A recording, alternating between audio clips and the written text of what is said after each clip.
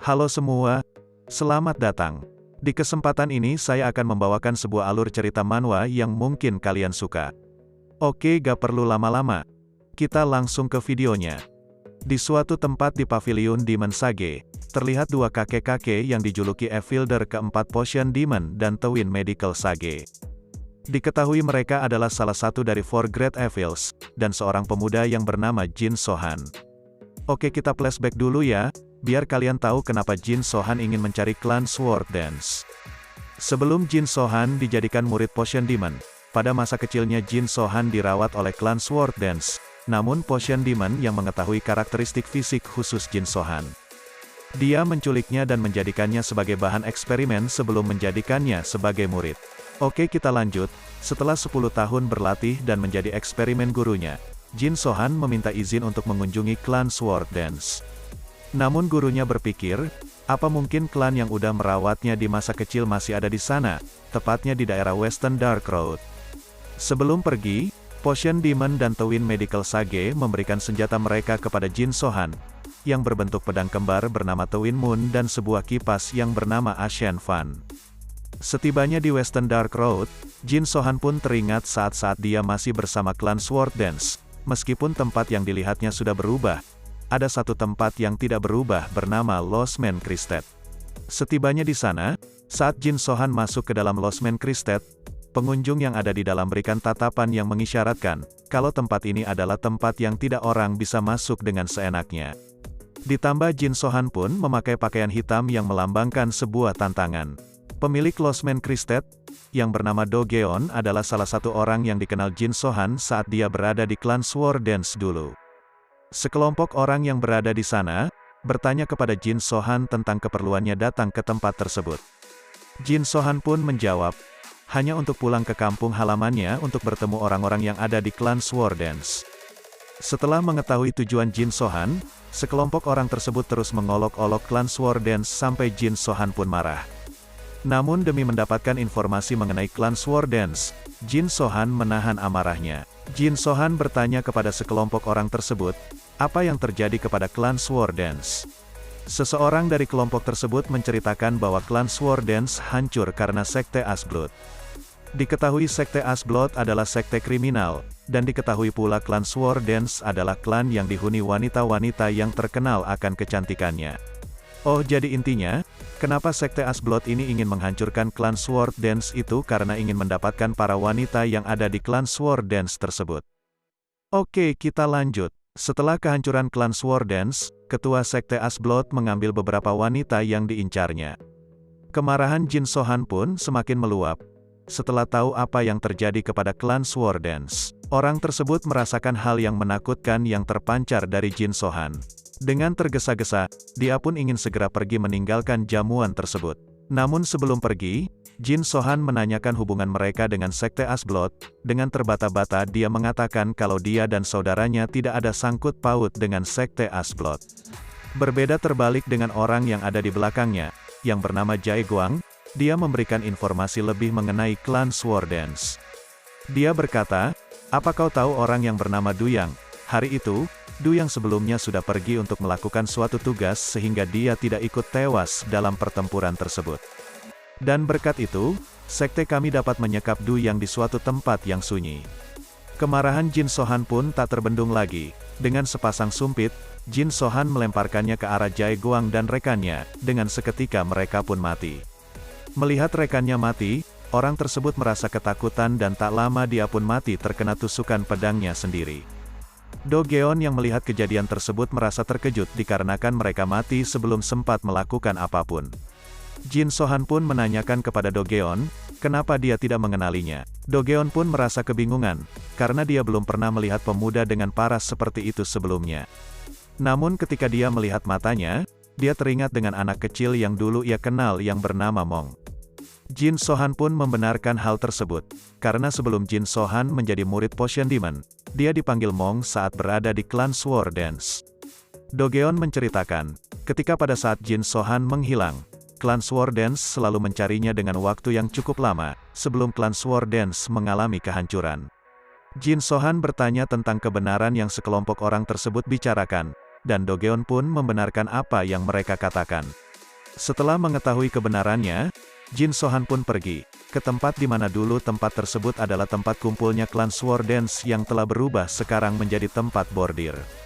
Jin Sohan berkata kepada Do Geon, ketika dia berhasil membantai Sekte Asblood, dia akan memperlihatkan teknik tarian pedang yang dipelajarinya dari klan Sword Dance. Setibanya di sana, Jin Sohan melihat pertunjukan tarian pedang yang mereka tiru dari klan Sword Dance. Setelah tahu pemilik tempat tersebut, Jin Sohan pergi untuk menemuinya, namun bawahan pemiliknya menghadang Jin Sohan untuk menemui ketuanya. Karena kejadian tersebut, pemilik tempat itu memperbolehkan Jin Sohan untuk menemuinya. Setibanya di dalam, Jin Sohan disuguhi segelas minuman yang sebelumnya telah diberi racun oleh pemilik tempat tersebut. Jin Sohan yang mengetahui hal itu, langsung menetralisir racun tersebut yang berada di dalam tubuhnya. Pemilik tempat tersebut menanyakan apa keperluan Jin Sohan datang ke tempat tersebut. Jin Sohan hanya menjawab untuk keperluan bisnis. Jin Sohan yang sebelumnya diracuni, menanyakan apa maksud mereka melakukan hal tersebut. Mereka pun terkejut, mereka hanya berkata, ingin berjaga-jaga karena ada orang asing yang tiba-tiba ingin bertemu. Dan mereka menawarkan penawar racunnya, jika Jin Sohan bersikap patuh. Namun Jin Sohan menolaknya sehingga membuat pemilik tempat tersebut marah.